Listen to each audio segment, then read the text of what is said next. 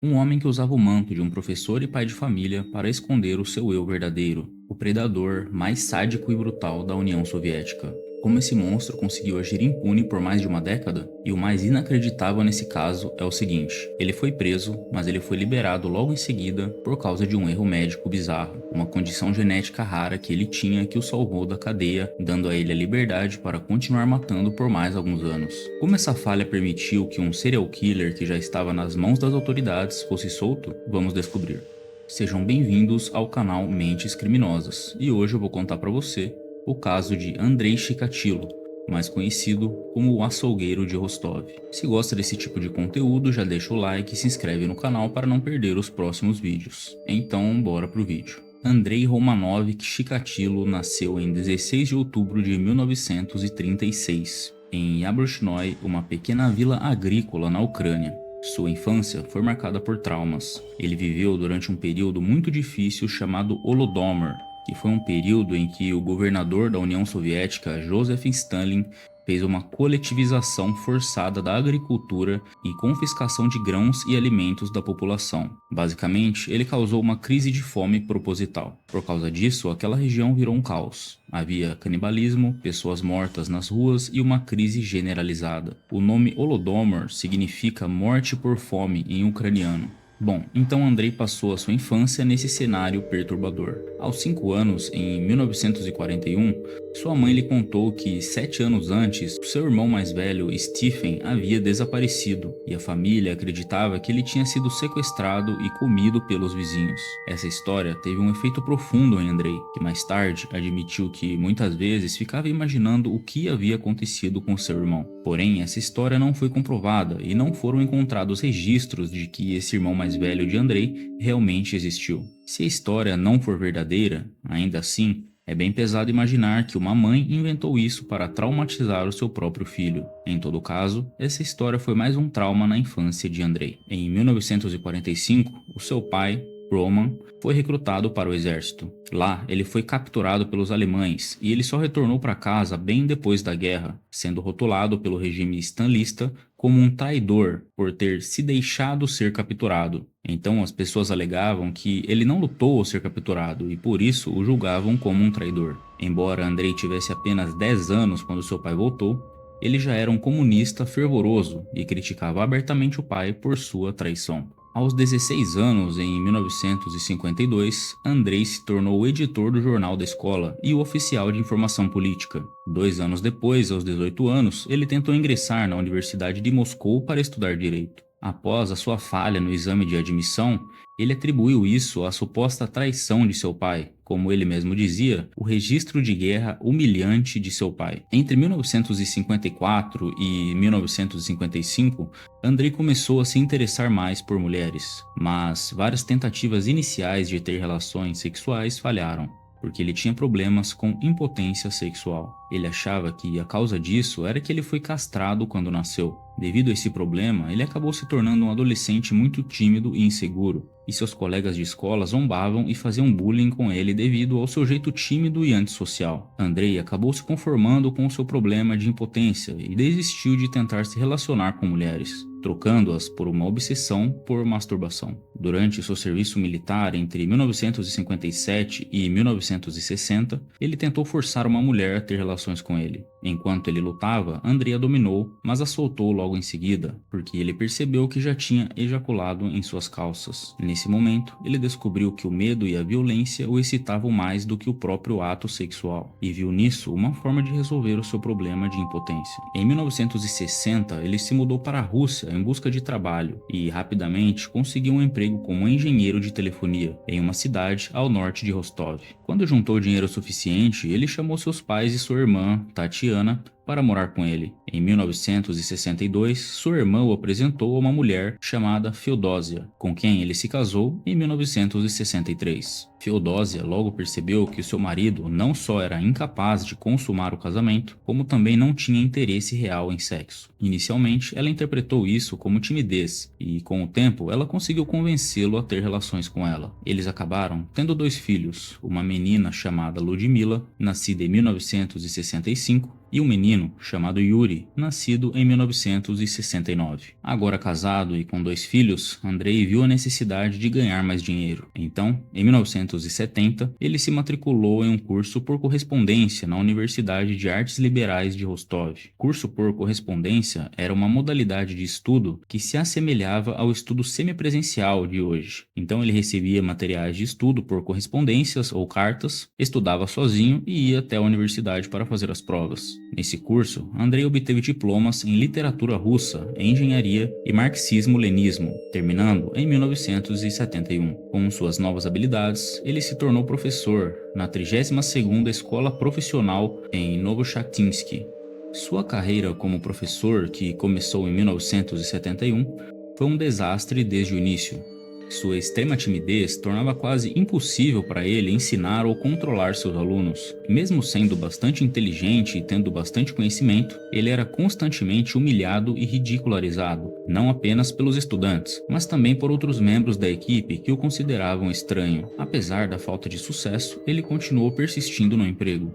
Mais tarde, ele admitiu que a companhia de crianças pequenas o excitava sexualmente. Andrei começou a espiar os alunos no banheiro da escola, e esse comportamento logo evoluiu para agressões a alunos de ambos os sexos. Em 1972, com as queixas dos pais dos alunos, Andrei foi forçado a pedir demissão e a se mudar para outras escolas. Em uma delas, ele ficou encarregado de um dormitório masculino. Como de costume, devido ao seu comportamento estranho e timidez, seus alunos o ignoravam ou o provocavam abertamente. No mesmo ano, Andrei foi pego tentando violentar um menino que estava dormindo e foi atacado e espancado por vários alunos mais velhos. A partir desse momento, ele passou a carregar uma faca para tentar se defender. Mesmo com todos esses problemas de Andrei, sua família não sabia de nenhum desses problemas que ele tinha. Em casa, ele era um bom marido e pai. Embora fosse quieto e reservado, ele era bastante carinhoso com sua esposa e seus filhos. Em 1978, Andrei se mudou com sua família para Shakti. Lá, ele passou a sediar crianças cada vez mais, e ele percebia que isso o excitava. Então ele começou a planejar seus crimes. Sem dizer nada a ninguém, ele comprou um galpão que mais tarde usaria para cometer os seus crimes. Até que em 22 de dezembro de 1978, ele fez a sua primeira vítima, Lena Zokotnova, de 9 anos. Ele a levou para seu galpão e tentou violentá-la, mas não conseguiu, devido ao seu problema com impotência. Por isso, ele ficou furioso e começou a esfaquear ela diversas vezes. Então ele percebeu que fazendo isso, ele ficava excitado. Depois, vendo que ela estava tentando gritar e pedir ajuda, ele a estrangulou até a morte e jogou seu corpo em um rio próximo. 2 dias após o crime, o corpo dela foi encontrado no rio Grushovka. Do rio até seu galpão, foram encontradas várias gotas de sangue de Lena. Por isso, a polícia levou Andrei para interrogatório. Andrei alegou que não conhecia a menina e não tinha nada a ver com o crime. Além disso, sua esposa confirmou que ele havia ficado em casa com ela a noite inteira no dia do crime. Então a polícia não tinha provas suficientes para condená-lo, e ele acabou sendo solto. Apesar das fortes evidências contra ele, a polícia acabou prendendo outro homem, o vizinho de Andrei, chamado Alexander, que já havia cumprido 6 anos de uma sentença de 10 por ter violentado e tirado a vida de uma adolescente em 1970. A polícia conseguiu uma suposta confissão dele e, após o julgamento, Alexander foi considerado culpado e condenado a 15 anos de detenção em um campo de trabalho. O povo de Shakti reclamou da leveza da sentença comparada ao crime brutal, e um novo juiz foi nomeado para julgar o caso. Esse novo juiz aceitou o apelo público e decretou pena de morte para Alexander. Após ser inocentado, Andrei continuou a dar aulas até 1981. Quando foi demitido, sem conseguir outro emprego como professor, ele arrumou um emprego como balconista de suprimentos para a Rostov Nerud, um complexo industrial local. O trabalho exigia que ele viajasse para outras partes do país para comprar suprimentos para a fábrica. Foi aí que Andrei descobriu que as viagens lhe davam tempo e oportunidades de sobra para procurar novas vítimas. Com isso, não demorou muito para Andrei fazer a sua segunda vítima conhecida. Em 3 de setembro de 1981, Andrei ofereceu bebida para uma menina de 17 anos chamada Larissa. Ele a convenceu a ir com ele até a floresta e lá utilizou seu mesmo modus operandi. Ele tentou ter relações com ela, não conseguiu, ficou com raiva e descontou essa raiva em Larissa. Ele a agrediu até a morte e mutilou seu corpo com os próprios dentes. O corpo dela foi encontrado no dia seguinte, e quando soube disso, Andrei sentiu-se eufórico. Enquanto a sua primeira vítima o havia deixado frustrado e confuso, a segunda lhe deu um apetite sombrio e insaciável. Em 12 de junho de 1982, mais ou menos 6 meses após ter matado Larissa, em outra viagem de negócios, ele matou Liuba Biriuki, de 13 anos, após segui-la de um ponto de ônibus. Após uma tentativa frustrada de violentar Liuba, ele usou uma faca e a esfaqueou repetidamente, inclusive nos olhos. Devido ao calor do verão, o corpo de Liuba estava quase totalmente decomposto quando foi encontrado, apenas 2 semanas depois do crime. A partir daí, Andrei começou a ficar cada vez pior. Ele matou diversas crianças e mulheres de diversas idades, sempre usando o mesmo modus operandi.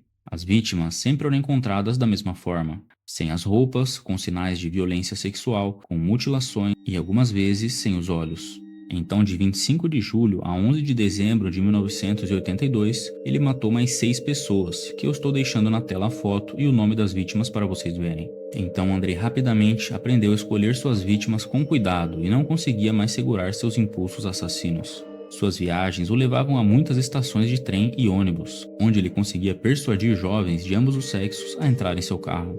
Na maioria das vezes, ele prometia comida, bebida ou guloseimas para atrair os jovens para as florestas isoladas que cercavam a maioria das cidades russas por onde ele passava. Uma vez que iam com ele, estavam condenados. O ano de 1983 foi ainda mais brutal do que o anterior. De junho a dezembro, ele matou mais 8 pessoas. Eu estou deixando os nomes e foto das vítimas aí na tela. No final de 1983, o número total de vítimas havia subido para 17, das quais 6 já haviam sido encontradas. A Milícia Central de Moscou, preocupada com o número de crianças mortas que estavam sendo reportadas pela polícia local, enviou o Major Mikhail Fetizov e sua equipe a Rostov para assumir a investigação. Após revisar a situação, Mikhail enviou um relatório severo aos seus superiores em Moscou, criticando a incompetência da polícia local e sugerindo que todos os 6 assassinatos, porque até então eles não sabiam dos outros porque os corpos não haviam sido encontrados, eram a obra de um único assassino. O quartel-general de Moscou aceitou a descoberta com relutância, mas evitou chamar o assassino de serial killer, pois eles consideravam impossível existir um serial killer na Rússia, achando que isso só existia nos Estados Unidos. Como a maioria dos corpos havia sido encontrados em áreas de floresta, o caso passou a ser conhecido informalmente como os assassinatos da faixa da floresta, ou lesopolosa, uma palavra russa que significa faixa florestal, que é uma fileira de árvores que são plantadas geralmente para proteger campos agrícolas. Amostras de sêmen encontradas nas vítimas indicavam que o assassino tinha sangue do tipo A, então qualquer suspeito que combinasse com o tipo sanguíneo era levado para interrogatório, e os que não combinavam já eram liberados. Em 1984, na ausência de computadores, os detalhes de todos os suspeitos interrogados eram escritos à mão em fichas e mantidos em caixas. Uma dessas fichas registrava que Andrei Chikatilo havia sido interrogado, mas ele foi liberado quando seu tipo sanguíneo não combinou. Ele foi interrogado porque algumas pessoas na região onde os crimes foram cometidos descreveram para a polícia o provável assassino, Andrei. Então a polícia o encontrou e o levou para interrogatório, mas acabaram liberando-o devido ao seu sangue não ser compatível com o encontrado nas vítimas. Isso aconteceu porque Andrei tinha uma rara condição genética em que ele não secretava o antígeno B de seu sangue nos fluidos corporais, como saliva ou sêmen, por exemplo. Então, na verdade, o tipo sanguíneo de Andrei era AB, mas quando fizeram os testes na cena do crime, definiram o tipo sanguíneo do assassino como A, devido a essa condição de Andrei. Então, para resumir, se testassem os fluidos corporais de Andrei, o resultado seria sangue tipo A. Agora, se testassem diretamente o seu sangue, o resultado seria sangue tipo AB. Com isso, os assassinatos se aceleraram em um ritmo alarmante. De janeiro a setembro de 1984, 15 novos assassinatos foram cometidos, sendo 11 deles apenas durante o verão. Entre as vítimas estavam Natalia Jalapnina, de 17 anos, Marta Ryabchenko, de 44 anos, e Dima Ptajnikov, de 10 anos. Após esses assassinatos, pela primeira vez, a polícia encontrou uma pista, uma pegada do assassino. Em maio de 1984, Andrei cometeu um assassinato duplo, matando sua ex-amante, Tranja Petrosna, de 32 anos, e a filha dela, Sveta Petrosna, de 11 anos. Nesse mesmo ano, ele matou mais 10 pessoas, até que finalmente, em 14 de setembro de 1984, Andrei finalmente foi preso. Eles juntaram os incidentes nas escolas, seus atos de voyeurismo e o ataque sexual ao menino no dormitório para conseguir prender Andrei. Além disso, várias pessoas que moravam perto de seu galpão relatavam que ele o usava para receber prostitutas e falavam de seu hábito de andar pelas estações de trem. As evidências pareciam indicar que ele poderia ser o assassino que procurava, mas devido àquela diferença no tipo sanguíneo, ele não ficou preso por muito tempo. Vale mencionar aqui que na época a tecnologia da biomedicina não era tão avançada quanto hoje. Por isso, os testes e exames eram mais limitados e suscetíveis a erros. A única evidência real que lhes restavam era o conteúdo de sua maleta e o relatório policial de suas atividades nas estações de trem. Mas, incrivelmente, a faca e outros itens de Andrei foram perdidos quando um tenente da polícia local os devolveu por engano para a casa de Andrei.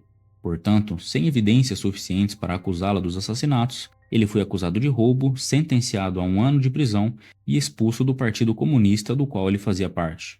Em 12 de dezembro de 1984, após cumprir apenas 3 meses de sua sentença original, ele foi solto. Nesse mesmo ano, depois de passar o ano novo com sua família, Andrei procurou um novo emprego e logo foi contratado em uma fábrica de locomotivas em Novocherkassk.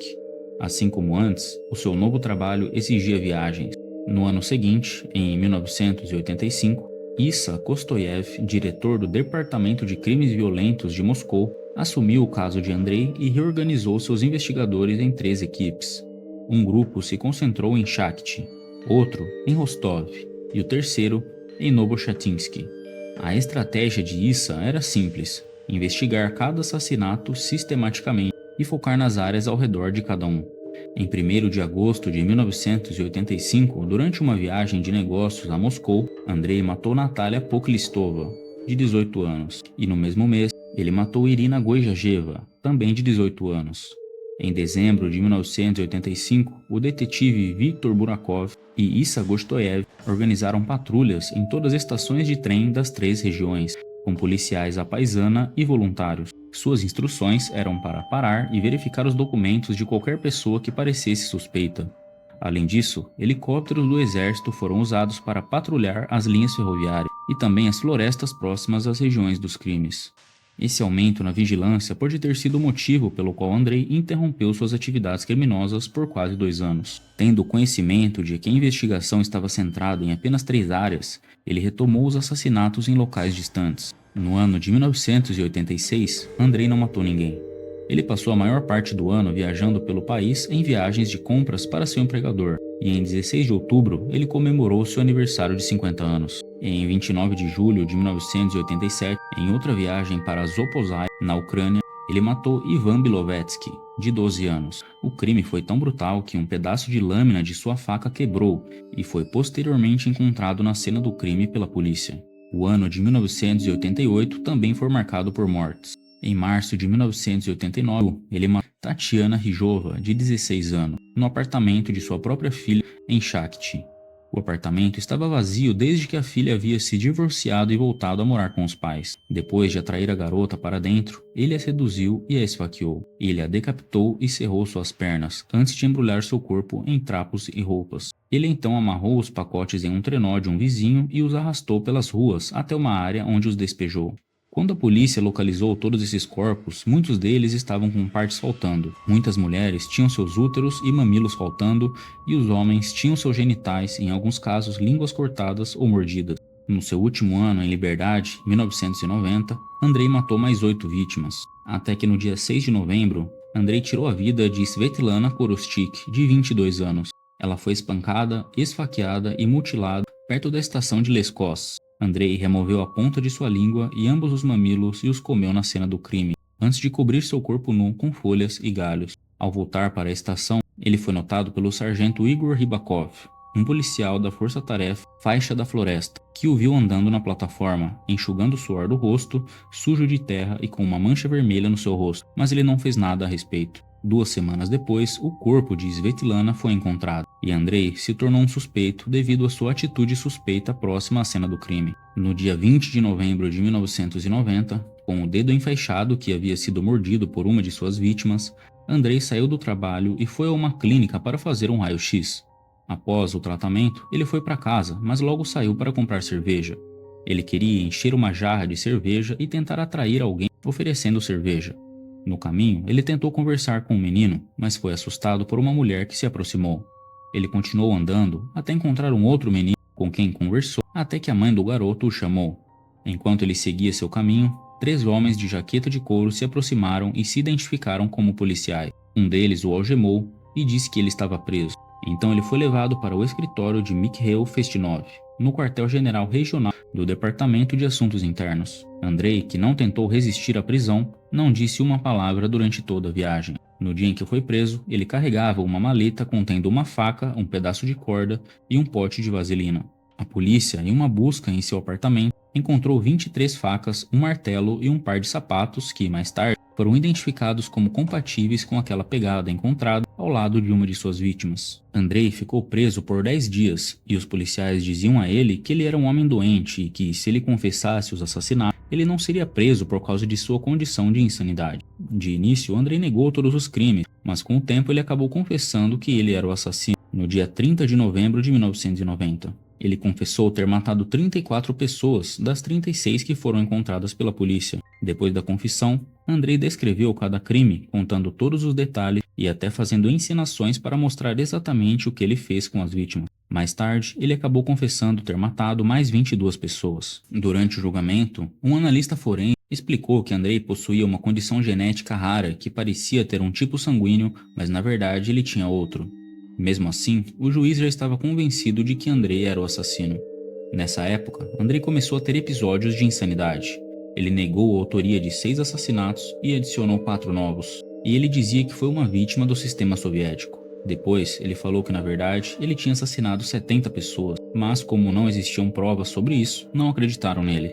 O julgamento de Andrei começou no dia 14 de abril de 1992, até que no dia 15 de outubro de 1992, Andrei Romanovich Chikatilo foi condenado culpado de 52 acusações de assassinato, sendo uma acusação retirada devido a evidências insuficientes. Ao ouvir sua sentença, Andrei surtou dentro da cela e ficou gritando, abre aspas, vigaristas, eu lutei por uma Rússia e Ucrânia livres, fecha aspas. Ele também ficou jogando seus objetos no chão e pediu para ver os corpos de suas vítimas. Por fim, ele foi condenado à morte. Nos seus últimos anos de vida, Andrei viveu em um cubículo sujo e passava o seu tempo praticando exercícios físicos. Durante esse período, ele deu diversas entrevistas a jornalistas russos e de outros países. Ele também participou de algumas filmagens que, mais tarde, viraram documentários. Ele recebia diariamente diversos pedidos de entrevistas por jornalistas no mundo todo. Institutos de pesquisas de saúde mental dos Estados Unidos, Alemanha e Japão pediam para não executarem Andrei e ofereciam grandes quantidades de dinheiro para mantê-lo vivo para estudo.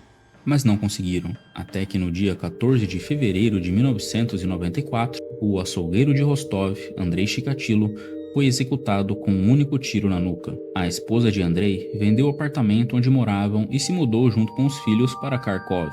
Os 3 removeram de seus nomes o sobrenome Chikatilo e adotaram um novo sobrenome.